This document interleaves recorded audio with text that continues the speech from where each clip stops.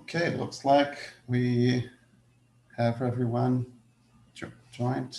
Okay. Christine, can you hear me okay? Just double checking. Yeah, sounds good. All right. So I think we should be good to go. All right, everyone. Welcome to the third installment of our AMP webinar series. Today, the theme for the webinar is the requirements, clarifying the requirements for processing data from an AmeriFlux site with ONEFlux.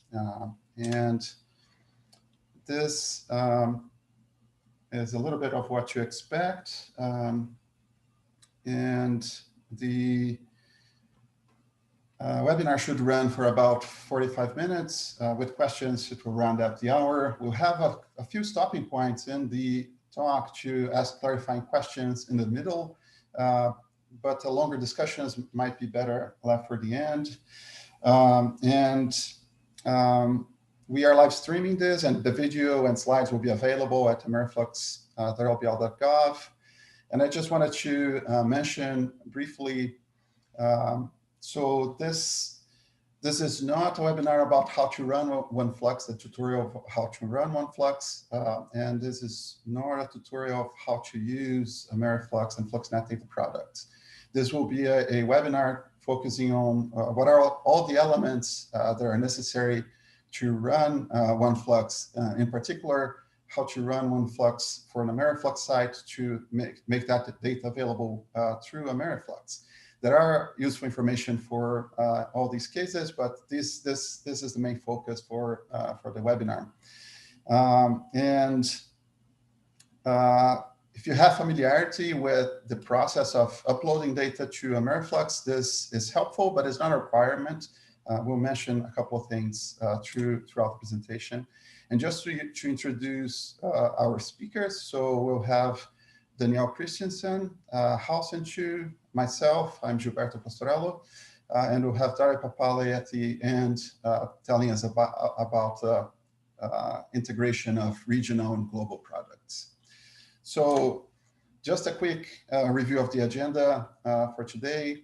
We will do a very brief overview of ONEFlux itself, the pipeline, how it works, and then we'll move into how that workflow integrates into the overall AmeriFlux workflow to generate these processed data products. Then we will go into the metadata collection, and there are a couple of new metadata pieces that are being introduced that Danielle will show you today. We're excited about that.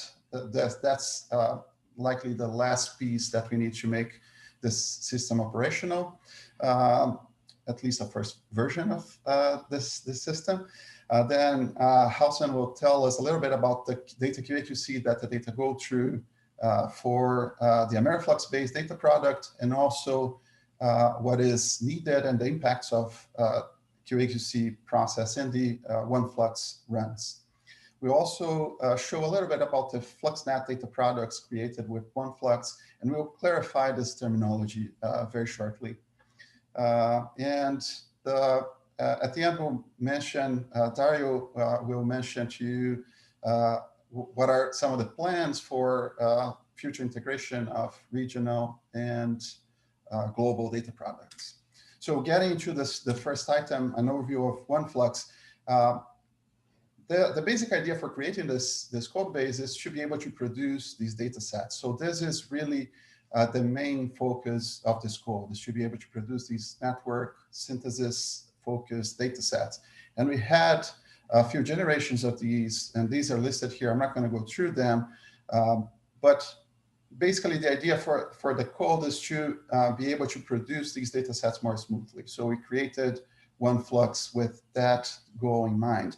The only thing that I will mention about these data sets is that recently, just February this year, 206 out of the 212 sites in FluxNet 2015 changed the data policy that they follow to use a policy based on the CC by 4 license, which is one of the most accessible licenses, with the most accessible license that we ever had for Flux data. And we're very excited about that and the possibilities that opens.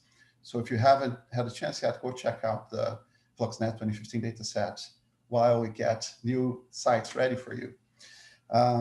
Just to give a context of the data of the eddy covariance data processing ecosystem that exists out there, where does ONEFlux live?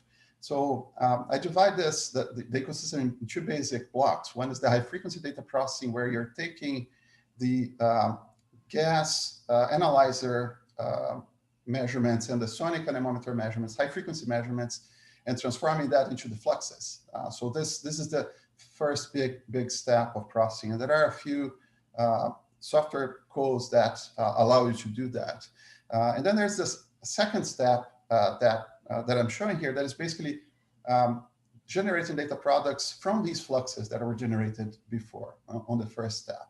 And this is where ONEFlux lives. And this and the code is basically used to apply filtering based on turbulence, doing gap filling, doing flux partitioning. This is the overall goal of the code. And why add one more software? Well, this is not really one more software. This is a kind of a collection of software codes, and we are using as much as we can, leveraging as much as we can from existing codes from the community, and adapting those codes to be able to run them into a kind of production environment.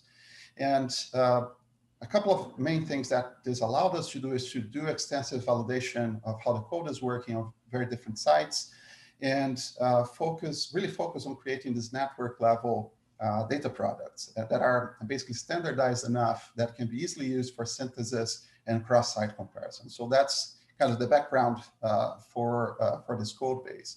And again, ONEFlux is a package of eddy covariance data processing codes, and a couple of references here for you. So there is a paper that we published recently with a detailed description of the pipeline, and anything that you cannot find in that description, it is available in the code base itself, which is available on GitHub. So these are a couple of references for you to check out. So getting to the pipeline itself, it shows the overall workflow for the pipeline. And I'll just mention the big blocks here. You have a QA/QC step on top, checking for the data, checking the inputs. And then you have the energy and water processing on the left, the CO2 processing in the middle lane there, and the micrometeorological variables in the right side. I'll just mention in the CO2 processing very quickly, we have some of these steps that have multiple implementations. So the U-star filtering, for instance, it has two different algorithms and each of these implemented separately, and we combine those in a kind of trying to go into an ensemble type of creation of data products. And this is just a more linearized view of these steps and the interdependencies between these steps, and a little bit more detail of the description. So I'll just mention here very briefly that usually each of these steps, each of these numbers is a very much isolated step. So it's a self-contained step that is either a package or a code that was written more or less independently, and it was made uniform to be integrated into the pipeline.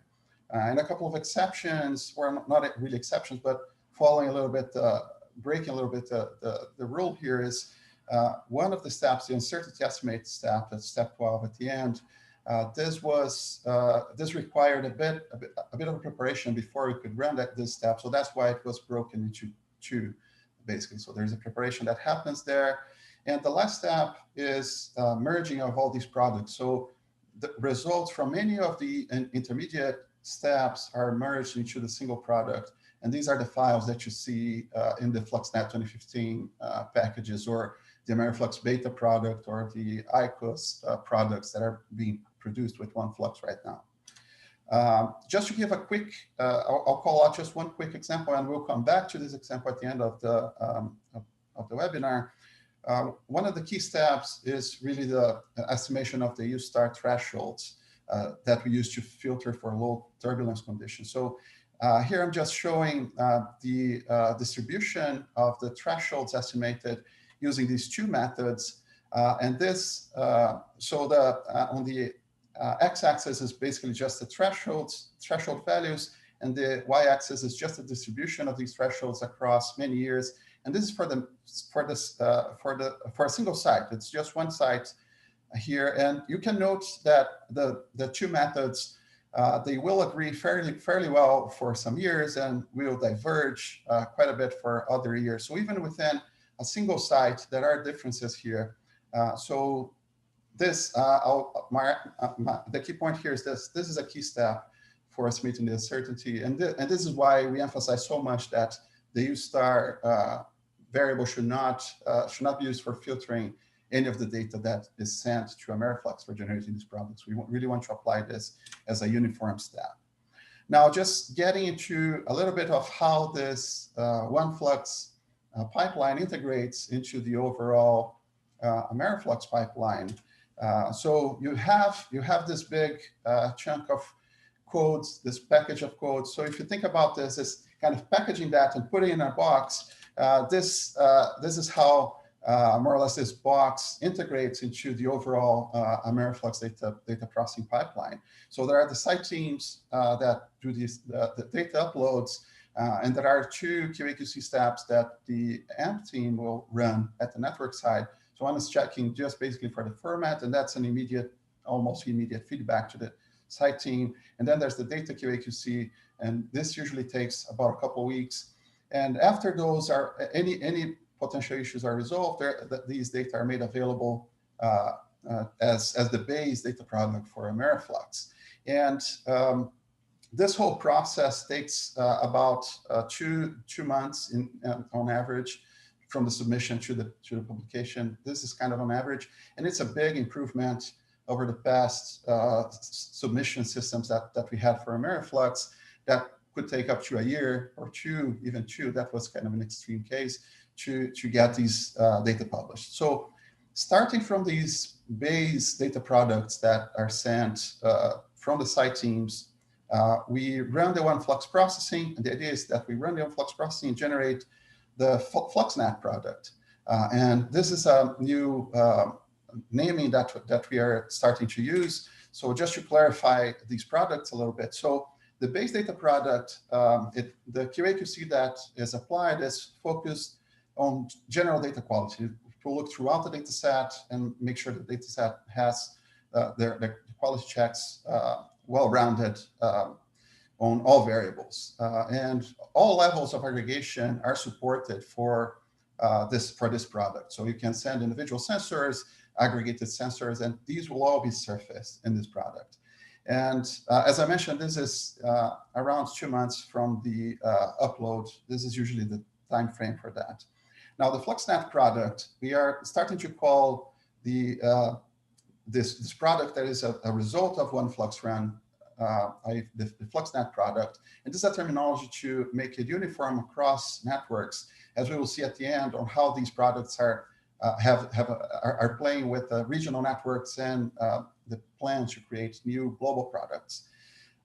So the FluxNet data product has QA/QC that is focused a little bit more on the requirements for ONEFlux to run, if key variables are present, if the relationships between variables are working okay. We'll mention a couple of these later.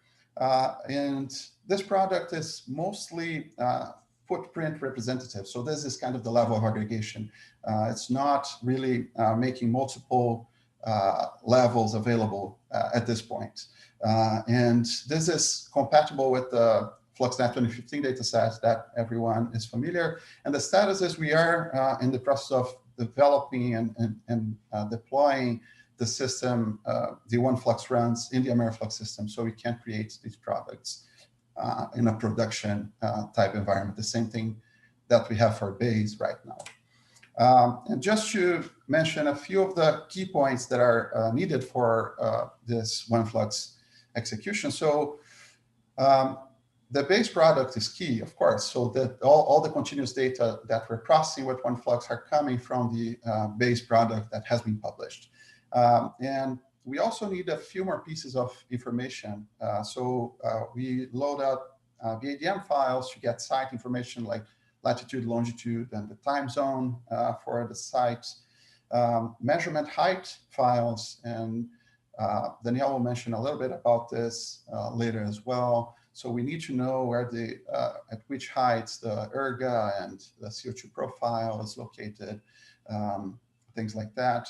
And finally, and this is the new metadata piece that Danielle will also be introducing today, is how to aggregate different variables. So if you have multiple variables of the same type for the site, how can we handle that? Because again, for ONEFlux, we are taking the variables that are more representative of the site footprint. And basically how to understand how the distribution of these variables and how do we handle them in the processing. And one key piece of information here that we collect as well is how to handle the CO2 storage if you have a profile, or if you don't have a profile, how do we apply that? And with a bit of execution configurations, kind of telling how ONEFlux should run in the computing environment that you have, we are able to run this workflow and then go to the publication of the product. This is another step that we are currently implementing. So just to mention very briefly, there are a few variables for the site that are really required. If we don't have one of these variables, we cannot run ONEFlux, basically. We will not be able to create any product. And these are the variables on the top here. And there are a few variables that are recommended. So these are very important variables that if we don't have, we will be able to run ONEFlux, but a few of the products that are present in ONEFlux will not be generated. And finally, we have some variables that are also important to have for a site, but will not impact data products generated by ONEFlux as badly. So this is the basic idea for these different levels of variables. And I'll just mention quickly a couple of points. So we compute VPD values from the air temperature and relative humidity. If a site provides VPD data, we still use it in the QA/QC step and for comparisons. But for processing, we use a uniform calculation of VPD.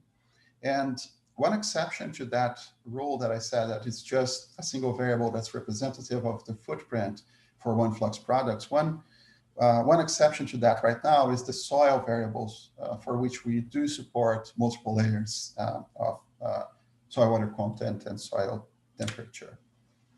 And now Danielle will tell us a little bit about metadata collection for AmeriFlux, and in particular, one new piece of metadata that we're introducing. Take it away, Danielle. Great. Hi, everyone. Thanks for joining today. So yeah, I'm going to speak a little bit about the metadata here. Next slide, Gilberto. Thanks. So this was part of the BADM data that we collect to support, in particularly metadata for the Flux Met continuous data that you submit to the site. And so this is coming in two pieces, and it's the variable information, we call it, and variable aggregation. And we're going to talk about, I'm going to talk about these. We're still kind of expanding BADM to take these types of information. So you'll see that as we move forward. Okay. So thinking about a site, I'm going to use this simple representation of a single gas analyzer and sonic and some air temperature variables at a site. And those sensors would produce, next slide, Gilberto, please, different variables coming off of those sensors, as you see here. And I've just put a link at the top of the page here where you can find out more about how to, using these position qualifiers for variables for your reference. So a key point that Gilberto mentioned is that we want to understand the height of these variables that are being generated from the sensors. So we do that primarily in AmeriFlux through what we call the variable information tool. Next slide, Gilberto, which is an online tool. This is the primary place where we collect per variable the height at which that variable is being collected, and then also the sensor information. So you can get to this tool online via this link. We do also take additional sensor information via the BADM sensor templates. But this variable online tool is the primary place we're using. Next slide. So as you know, not all sites look like this. The site on the left, some sites that you have multiple eddy covariance systems and other multiple sensors. So like Gilberto said, we need to know which variables are representative or should be aggregated at your site. So what we're doing for this is using the variable aggregation, which is a new type of BADM. Next slide, please. And we're gonna here I'm gonna go through the steps for how you will submit these data to us. So when we're ready to process your site, we're gonna be emailing you. And in that email, you will get a pre-filled CSV file in which we've made our best guess of what we think is the representative variable, how we might guess you would want to aggregate it based on the variable information you've given us via that online tool and other BADM resources. Next slide, Gilberto, can you show that? Great, so this is what it looks like. And next you will get, and in that email, you will get all the information you need. Can you do next slide? There you go. For how to fill that out. I won't go into details here, but I will step through some of it in a moment. So you use these instructions to review the pre-filled CSV file and make any corrections needed, and then you'll upload that file to us via the regular BADM upload mechanism. Next slide, Gilberto. As you see here. And so I'm now going to go through a little bit of this new group. So the main, this is kind of what you'll see in that CSV file, a cartoon version of it. And then Gilberto, next slide. You can see the three main components here are the variable name, it's in the first column, and that's the variable that will be used in ONEFlux processing. Then column 2 is the members, which are the variables that you submit to us in your base file. So, and then in the third column is the method. So this tells us if it's an individual variable that's just representative of the site, or, and you can, next slide, Gilberto, or if it's a mean, you're giving us a couple different variables that you submit that we should take the mean of. So I'm showing you here in this case, an example of both of those.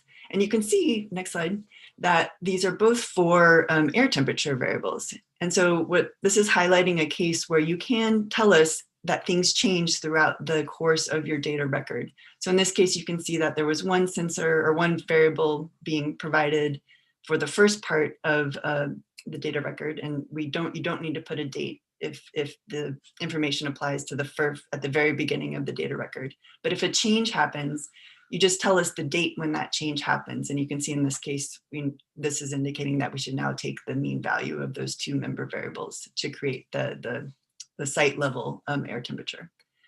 Okay, and finally, as Gilberto mentioned, we're also collecting information on how you tell us how to handle storage at your site if it's important for your site. So I'm going to go through that using a flow chart. So next slide. So there's this first choice you have to decide is whether or not storage is important for your site, or whether it's a site where storage doesn't really matter. For example, maybe like a crop system. And so where you don't have that storage really building up. So if your storage is important, the next question is, do you calculate it at your site, presumably using a profile? If you do, then you should just give us the storage variable that you calculate. You should just indicate to us that we should use the SC variable that you submit to the base file. And typically, you should just be submitting one to us. If you feel like you should be submitting, you calculate multiple storage variables and want to take an average, you should definitely talk to us about that before you do that. Okay, if you don't calculate storage at your site, what you can do is tell us which CO2 variable we should use to estimate storage at your site. And this is typically the highest eddy covariance system that you're using to calculate the flux at your site. And again, you can choose individual or mean depending on whether or not we should be averaging some CO2 variables for you. And then in the case if storage is negligible at your site, we have this special little codes for both the members and the method, and it's just SC_NA to tell us that we shouldn't worry about storage at your site. Okay, I think that's it. I think over to Housen now, who will talk about the data accuracy. Can I make just a quick pause here and ask if folks have any questions that that we can answer any clarifying questions. I see one about the potential radiation that was already answered. Yes, this is part of the ONEFlux runs, and it's available on GitHub. Any other burning questions before I continue? You should be able to mute yourself or raise your hand, but if not, we can go ahead. Okay, so Halson, take it away. Sure, thank you, Gilberto. Next slide. So in the next couple of slides, I'm going to talk briefly about the data QC we do for AmeriFlux during the pipeline. So this just remind everyone. So this is the pipeline of the data in AmeriFlux. And the data QC is the one I'm going to talk about it. And also I'll show here's an example of the email report. So some of you might receive this in the past. And the detail about the issue we identify about your data, and also provide a couple of links to the figure and anything. And this is the important step before the magic happen. We can actually run ONEFlux processing. A couple of things I want to mention. So you can, as Gilberto mentioned earlier, there are a dual purpose for this QQC. So their base data will be published, and also we have to run the ONEFlux. So there are certain QQC criteria here is applied to one of them or maybe both of them. And it might be some rare case after QQC, the data being published in base, sometime later we'll come back to you, say, and there might be something you have to fix to run the ONEFlux processing. But I think we try to minimize the chance like that. But I just want to mention this still a possibility. The second part is because the number of the data submission, the site we're seeing right now, so we don't offer any correction on the network level. So whenever there's an issue or potential issue we identify, we'll try to kick it back. There's a loop here to the data provider or data submitter site team, and we try to run through the pipeline again in order to fix the issue. Okay, next slide, thanks. So before moving to details, so this is a paper by Gilberto a couple of years ago. I think detail all the issue and also the pattern description, possible correction of all these potential issue. Next slide, please. And the paper could be a very good reference if you're running a site, if you are doing a QQC for your site before the submission. I think this is a good paper to go through, and there's some very good example of the figures here, like this one here. And you don't have to attach to certain type of the code or something like that. You can, based on the pattern of the figure here, you can generate by any type of code you're using. Next slide. So just quick overview of the QQC we're doing right now. These are the current implemented check we're doing. Next slide. So the first one is the timestamp shift check. I would say this is the most critical and major one we're doing. So this is based on the potential incoming radiation, calculated based on the site's location and the time zone. So we use this potential radiation to check if the data submitted is aligned with the supposed timestamp. And especially if you want to identify there's a timestamp shift or something, this is an example figure, shows the major radiation is just was earlier than all the potential radiation. So this is a case of the shifting the timestamp for an hour. Next slide. Another check we'll be doing is checking the physical range. So this is just example of the plot we're showing. And we plot all the variable, and this could be multiple year time series of data, and we check against the network level physical range. And this could be used to identify the potential outlier. Sometimes you can use this to check for this trend or maybe a step change in your data set or something like that.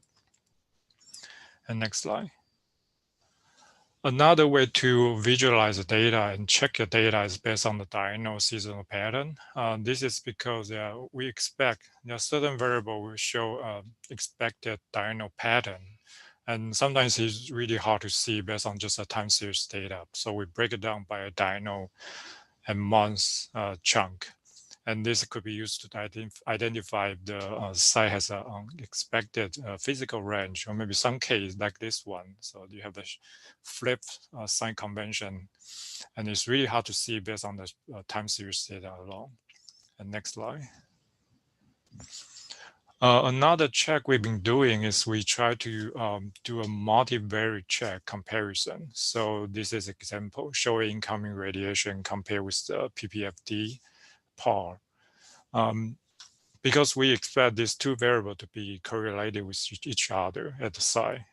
So if there's any deviation, maybe a short-term outlier, or maybe it's a long-term, one of them deviate from the other one, like a trend degraded, we can use this method to detect an issue like this. And we apply this check to a couple other different variable pair, like a different temperature, or maybe wind speed against the friction velocity. And sometimes we use this to check the profile. So if you have a multiple measurement along the profile, this could be used to identify if one of them is have an issue or not. The next one. Another check, as I mentioned earlier, this is not really an issue. This is just prepared data for ONEFlux processing. So we do check if the data, the FC CO2 variable being filtered by the U-star threshold. So just make sure we don't double filter the CO2 variable by using U-star. Next one. So the final one is also, again, it's not necessarily an issue, but we do check the variable availability. So for example, which variable is available for which period of time. And this is kind of just prepare the data for ONEFlux processing too. So certain variable is important. We want to make sure they are present for most of the time. There are some variable being aggregated for some period of time. So we might want you to provide a certain information to support this. Last one. So this is my last slide. I just want to wrap up about the QQC, how they impact ONEFlux. As I mentioned earlier, QQC has a different purpose for base for ONEFlux processing. But if we only focus on ONEFlux processing, the first most important thing is make sure all the required variables are present for your data set, especially for different year. And this is just again, remind everyone, this is a list of the variable. The second part is certain issues that are especially important for ONEFlux processing. So timestamp shift, this is a very critical issue because in the ONEFlux processing, we use downscale we analyze data set to fill the gap. So we want to make sure your data is actually at the right timestamp for this step to happen. You start filtering, of course, this is an important criteria too. The third one we see quite often is that there's a trend or maybe a step change in your variable. And this figure shows an example. We're seeing a lot. If you have a 10% change degradation in your PPFD over time, because some of this variable will be used in the ONEFlux processing eventually. So you create a bias in the very beginning. And all this will propagate into a final product, essentially. Last one is outlier, especially a large number of huge outlier in your data set, especially flux variable. And this, for most of variable, we don't provide any filtering. So all this outlier and in your data set eventually will propagate into a gap fill product. So I wrap up here. We do have another webinar coming in January, I believe, and we'll provide a more general overview of the pipeline of the AmeriFlux data processing. So if you want to know about detail, we can catch up later. Thanks.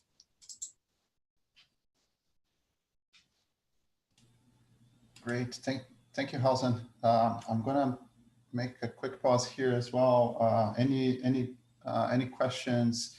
There was one that came through the chat asking about complex terrain and temperature inversions at night that I already responded. So there are the idea of having the uncertainty estimates in the code is to help with that. It's not a perfect solution, of course. As in Dario's words, standardization is never perfect. Okay, let's see. Let's see.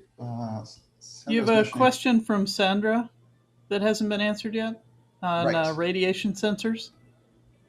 What % of data is gap filled when there's gaps? Right, that's actually a great question. So what we usually recommend is if you have a method for gap filling the data using co-located sensors, this usually will be a much better gap filling method. And Halson, please correct me here, but if you're using any other method, a statistical method or something like that, then we recommend that you don't gap fill your sensor data, and always identify the gap fill data with the _F label, just so we know that that variable has been gap filled. But there isn't necessarily a percentage, a cutoff point that we use for available or measured or gap filled data. Thank you. Great question.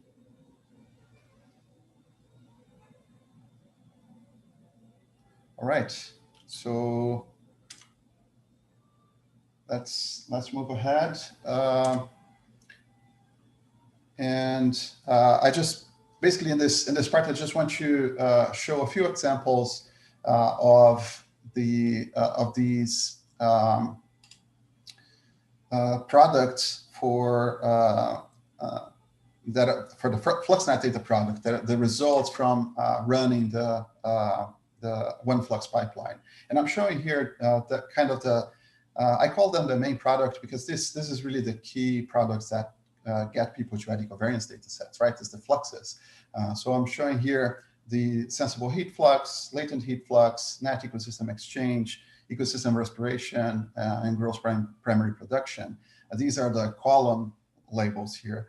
And at the rows, this is showing the temporal resolution, so at hourly or half hourly, daily, weekly, monthly, yearly, and these are all produced automatically by ONEFlux. You can't really see the details here, but we're going to dig through a couple of these products and mention some examples of things that are happening. So in this case here, this is just showing the net ecosystem exchange at the hourly resolution. This is a very long record. So in 18 years showing at the same time, you can't really see a lot of defined patterns, but this is already where some of the uncertainty estimates are starting to show. And these uncertainty values here are coming from the U-star filter. All the range of U-star thresholds that were computed are propagated throughout the pipeline. And we generate all these different versions and offer this view on the uncertainty and of those measurements based on the turbulence conditions for the site. And just that very same data set, looking at that at the yearly resolution, we can see a bit more clearly the effect of this uncertainty. So there are periods where the uncertainty is a little higher, periods where the uncertainty is very narrow. And we're also showing here one good feature of this data set, that is this quality control flag that we also make available. And this is, in this case, for the yearly resolution, it's just showing the percentage of measured points versus the gap filled points. So the blue level here is basically indicating that. So it's common that whenever you have big gaps, your uncertainty will also go up. So just something to take into account. And the same goes to the products that are partitioned from the net ecosystem exchange fluxes. So this is showing the gross primary production also at the yearly scale. And this is showing the two partitioning methods that we are mainly using for ONEFlux, the daytime partitioning methods shown in blue tones, and the nighttime method shown in orange tones. So there are a few points where there are divergences and points where they agree pretty well. And this is actually one of the main reasons why we have these two products, is to make these differences between algorithms and methods available to folks that are using the data set. And just to come back to the U star uncertainty a little bit. So these two sites they really illustrate well the contrast between a site where the turbulence conditions are not impacting the fluxes too badly. So the U star filtering is working as intended, and we don't really introduce a lot of uncertainty by doing that filtering. But for other sites where the turbulent conditions are not exactly as well behaved, the filtering based on U star will introduce a large level of uncertainty. So this is why we have all these versions of other products running. And the same goes for the two methods. As I mentioned, in some situations, the two methods will agree fairly well, as you see for one agricultural site here in the US, and for other systems where there are terrain complexities and other factors, the methods will be potentially very different. So that's the reason of providing the multiple methods. And as I mentioned before, this is an example of how not having the recommended variables, how that impacts. So one other product that we produce, this is based on water and energy fluxes. So this is latent heat flux. So you can see that for most of the record here, we were able to calculate both a energy balance correction factor and apply that correction factor to the data. But for the later years, there were data streams missing. So for 2015 and 16, we were not able to really compute the uncertainty from introducing that correction factor. And for 2017, we weren't even able to create a product. So this is an indication of missing some of those missing variables. So the product, the FluxNet product is generated, ONEFlux will run, but you will miss some of these products like the energy balance correction factor in this case. And one last thing that I want to mention as example is how the micrometeorological variables are also important, and we also have this downscaled data set, which to me is very, very useful. Basically here I'm showing just temperature trends for these two sites. So the data points that you can really barely see here, they're too light. But basically this is yearly temperature for 1989 through 2014. I'm using FluxNet 2015 data in this example. So this is basically the trend for temperature. And if we're looking at these slopes, at this rate of change for these sites, and I'm looking at 190 sites here, and breaking them down, we can see some sites where the temperature is actually cooling through time, and temperature is increasing by 0.01 degrees Celsius per year, or over 0.04 degrees Celsius per year. So if we look at these rates of change and see the distribution of that, so this is basically the different rates of change here, we can kind of look at the temperature trend for these FluxNet sites, AmeriFlux sites through time. And of course, you can do this type of analysis using a lot of other data sets. But the cool thing is that this is downscaled and to the site conditions, to the measurements made at the site. So you have a bit more confidence in the ranges and your statistics for doing this type of analysis. So this is why it's important to also pay attention to the micrometeorological variables. They don't impact just the fluxes and the partitioning results and all that. They are also important by themselves. And I'll make a quick stop here to check for questions. Sorry, I might have missed a couple of questions. Any burning questions that we can answer? Let's see.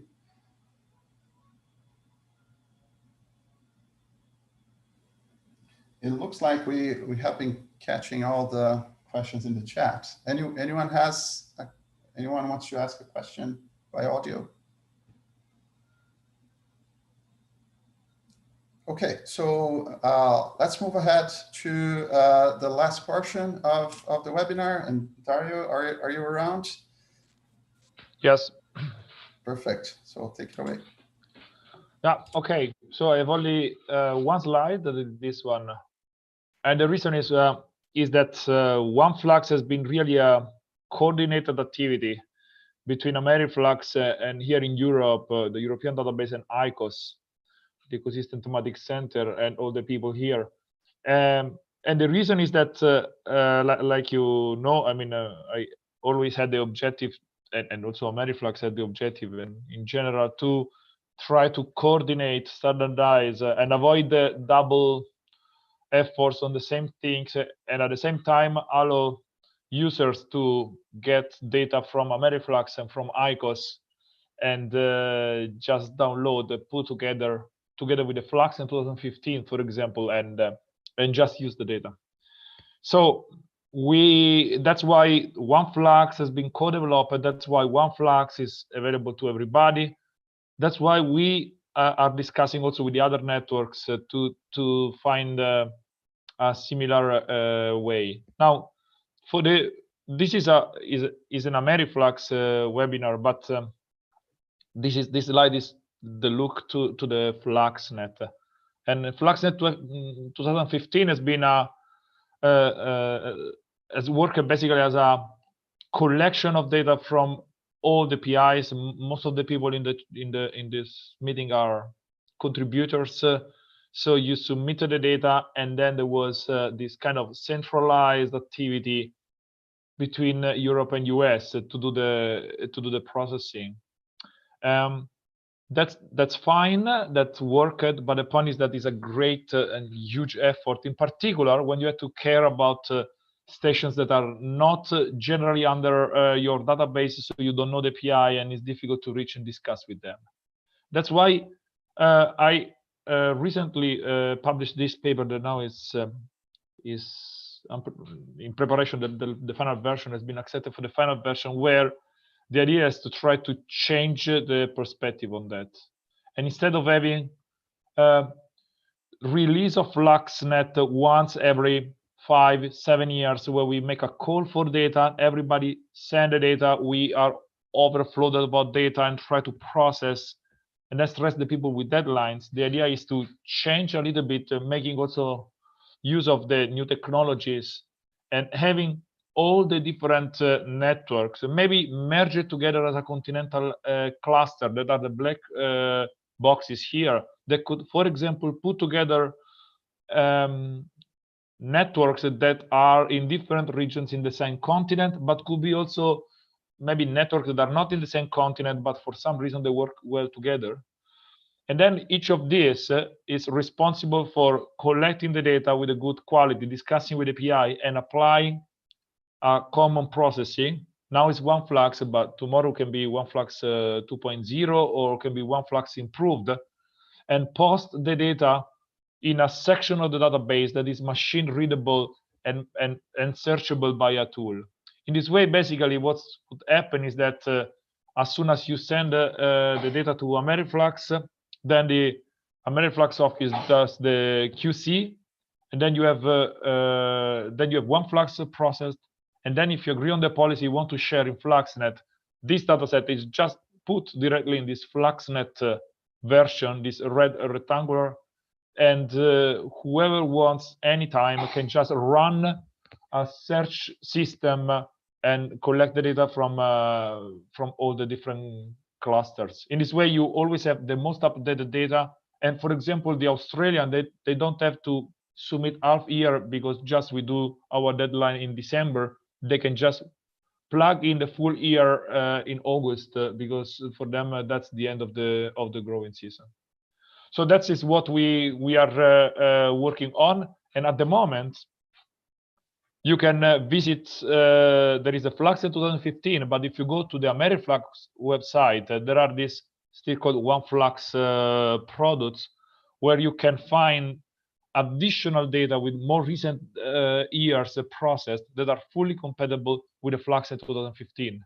And if you go on ICOS in Europe and you go on the Carbon portal of ICOS and look for the level 2, it's the same, if the route synthesis is the same, you can find additional sites, maybe sites that are already in Flux in 2015, but with new years or even new sites, and then you can just put all together and use this as a new Flux collection. Basically, the idea is to just make this more global and more automatic respect to a manual download from 3 sources. But we are already with the 3 download with these 3 sources, we are already moving in this direction, basically.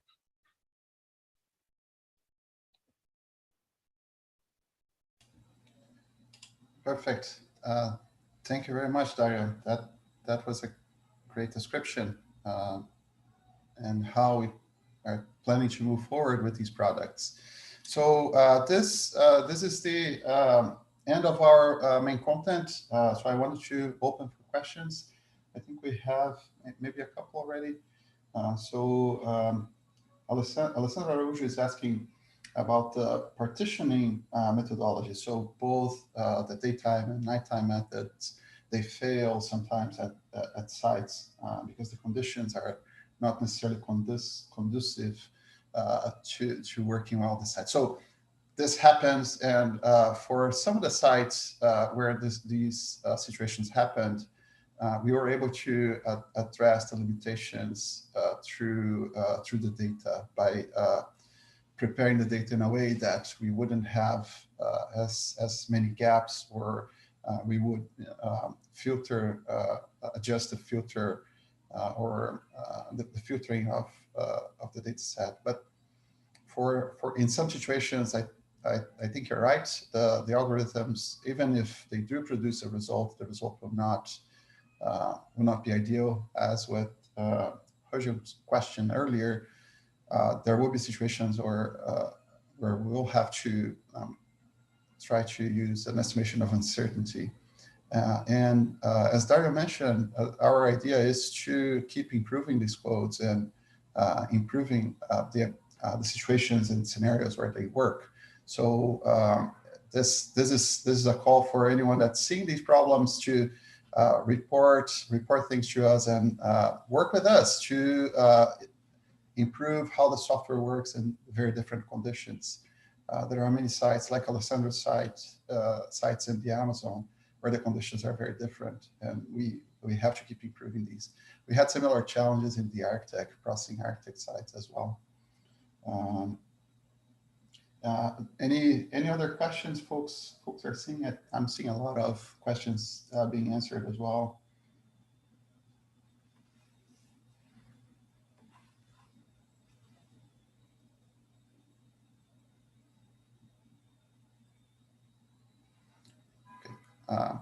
House and Danielle, do you see any other questions? Anything else that you wanted to mention?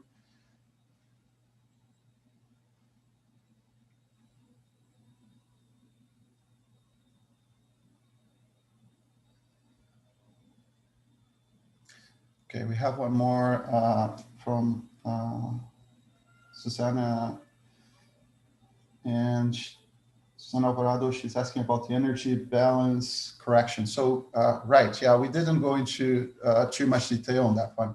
So basically the idea there is we start from the assumption that the Bowen ratio is working as expected, is correct. And then we kind of try to force the energy balance closure. So that's what the energy balance correction factor is doing.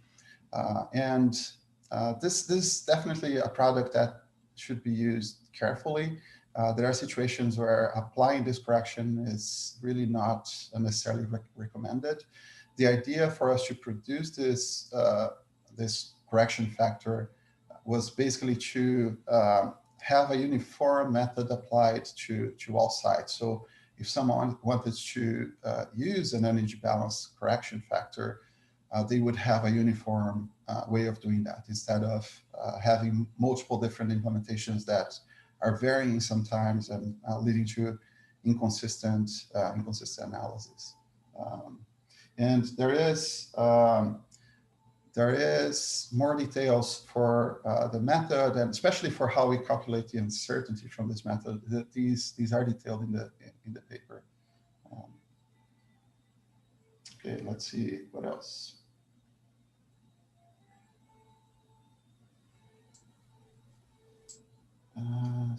So we have a question from Magna. Hey Magna, it's great to see you here. Do we use the raw value for the soil heat flux or the storage above the plate is computed? So we are assuming that the data set has been corrected. So this is actually a very important point that we had quite a few discussions. And House and Dario, please jump in. But basically, we do not have a method to calculate to compensate for the mass above the heat plate. So we are starting from the assumption that the soil heat flux has been corrected for that.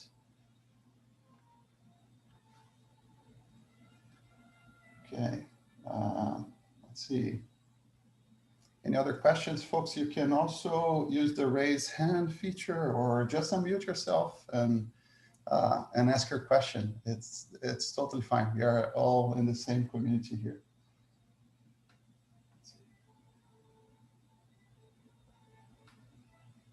Yeah, just to answer on this on the soil heat flux correction,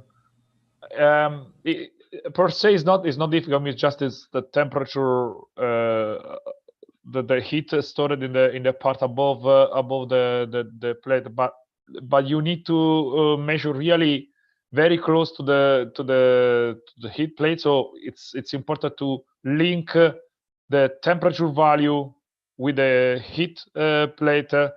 So to be sure that you use the right, and then you need to parameterize a little bit. So you need to know the density of the soil there. So it's not super easy, and it's not something that you can just routinely apply across all the sites, because we don't have this information for most of the sites. That's the reason why then we said to the people, okay, do the correction. For example, for the IGO sites, we do the correction centrally, but the IGO sites submit the raw data exactly for that, so that they have a temperature sensor exactly that there, so it's easy to implement. So it's not a problem technical for us. I mean, for us to implement as a let's say AmeriFlux plus IGOs. It's more a problem of having the right measurements communicated so that we can apply this in the right way. Right, and just to catch that follow-up question, so currently we are not collecting metadata specifically to know if a site has applied the correction or not. So this is definitely something for us to think about. It is possible for the site to provide that information as an unstructured, just a text comment, but we don't have a structured way to do that right now. That's a great point. Well, if I can suggest on that, I mean, there is a point. The point is that when you communicate the metadata of your sensor and you put a measurement location of your G, the flux. So if you don't correct for the storage above, then your G value is, for example, at -5 centimeter. If you correct for the storage, then you can say that your G value is at 0. So from the position of the measurement, we should be able at least to distinguish if it's in the soil, that means I ignore what is above the plate, or if it's considering this, and then it's like if it's measured on the surface. Because we know that nobody is putting the soil heat flux just on the soil like that at 0, because it doesn't work. So this could be one option. And the other is that, however, there is a shift in time when you apply, because the storage is basically, it's like if you have a profile of temperature. So maybe we could also try to find a way to detect if it is or not. If it's strong, the effect of the storage, then could be that we can develop some automatic method to detect it. Great, thank you for that addition, Dario. Any other questions, folks? We are about at time here, but if there are any last questions. This is Oscar Ormets. Just in response to Daria's comment, I think this automatic correction is maybe a little risky thing, because the storage could occur in other components, like in biomass, and attributing it all to G could be a risky proposition. No, sorry, I've been not clear. It's not the automatic. We don't attribute anything to G. It's very small. Now was to. Okay, you mean on the? Yeah, okay. I understand what you mean. Well, I mean, it's not the storage. We are not talking about the energy balance storage. I'm just saying that. That the buffer in time, that the soil above the heat flux plate is doing what we saw from the correction, is just that it's shifting, basically is mainly shifting the daily pattern of the soil heat flux. No, if you consider on the surface or below. So when the sun is arriving, you expect immediately a flow of heat in the soil, and in fact you don't see this if you don't do the correction for the soil above the plate. And I was just referring to this, to the fact that this could be not to correct, but to check and understand if the PI applied or not a correction for the soil above the plate. It was just for that, just to detect in order to investigate, not to apply any attribution. Great, thank you, Oscar, Dario, for the clarifications here. So if there aren't any other questions, we will conclude this webinar. Thank you all so much for attending. And there are upcoming webinars. This is a monthly webinar series, so stay tuned for announcements of the next ones. You can already see the schedule for the next one at the AmeriFlux website, and all the themes for the upcoming ones. And these are all announced in the AmeriFlux community and FluxNet community mailing lists as well. If you haven't subscribed to those, you can do that in the AmeriFlux website as well. And if you have any questions or comments or follow-up, please contact us. The email address is shown there. And thank you all so much for attending. And this concludes our webinar. Thank you.